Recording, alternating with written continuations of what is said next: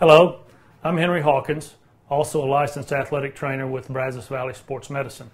My role with the sports medicine team is to do outreach to the local schools, athletic trainers and coaches, and providing them with some assistant consultation with their athletic and sports injuries. Again, just as a reminder, most ankle sprains occur when the foot goes down and turns in, and so we want to keep the foot kind of in the neutral position when we tape to keep it as secure and stable as possible. My pre-wrapping technique, very similar to Floyd's. As with Floyd's at any ankle taping, we'll do our pre-wrap. We'll spray with our adherent beforehand to make everything stick and hold for a little longer. Then we'll go pre-wrap around. My technique, I don't cover the heel. It's just a little different variable on it. Whatever you like to do works. I'll come up the lower leg, depending on the size of the leg, somewhere in the 4 to 5 inch range from the outside ankle bone here. Put 1 or 2 layers of the pre-wrap. I'll start out with 2 anchor strips at the top. Again, you'll see that they overlap about half or so to make them really adhere to each other and connect. And this part here through the middle of the foot, depending on the size of the foot, you can do 1 to 3. With this foot, I'm going to do 3. I always like to try and remember to include a little bit of arch support. So I'll come gently around the outside of the foot. Make sure with none of these strips that you squeeze the foot. It can be super uncomfortable early on if you do that. Now the taping technique you saw earlier showed 3 strips of tape coming up the outside to keep the foot from turning in. I'm going to do 2 strips to start, and they're going to be in the shape of a V, the letter V. First, when I come down the inside as before, I pull up on the outside in the first part of my V. Next strip, as I come along, pull up, and you can see the letter V forming. We kind of split the outside ankle bone right there. All right, then I will put a strip right through about the middle of the leg there to hold these stirrup strips in place while I'm doing the other parts of the technique.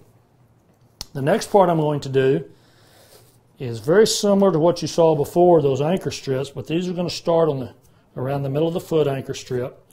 They're going to angle upwards, cross that outside ankle bone, and kind of form a backwards S. And I'll show you the purpose of these when I finish in just a second. Generally, I'll only do 2. Sometimes, depending on the severity of the sprain, how much support it needs, you could do 3. But these are what some people call check reins. And when the foot tries to turn in again, these will help tighten and give some additional support.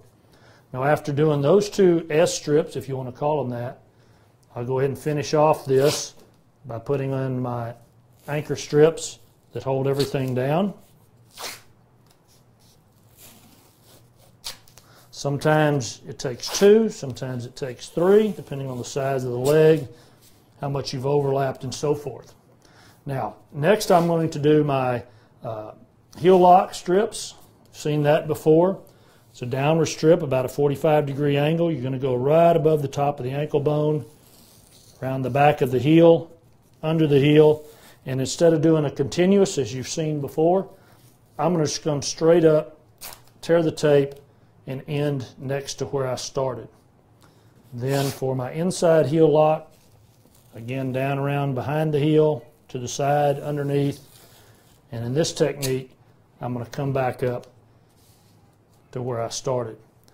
Now I want to hold these 2 strips down, so I'll do my 2 anchor strips at the top. I think I also want to do 1 at the bottom. Again, you can give a little arch support here if you like.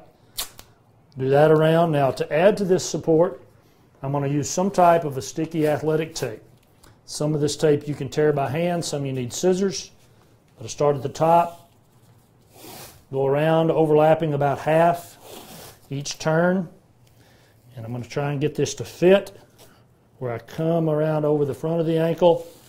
And what this does is this helps hold and compress all of the white tape, helps it stay strong and tight a little bit longer. Some tapes you can tear with your hands, some you'll need scissors depending on the strength, but this just seals up the tape and gives it some extra strength and holding power. If you have any questions, again, please call us at Brazos Valley Sports Medicine. Thank you very much.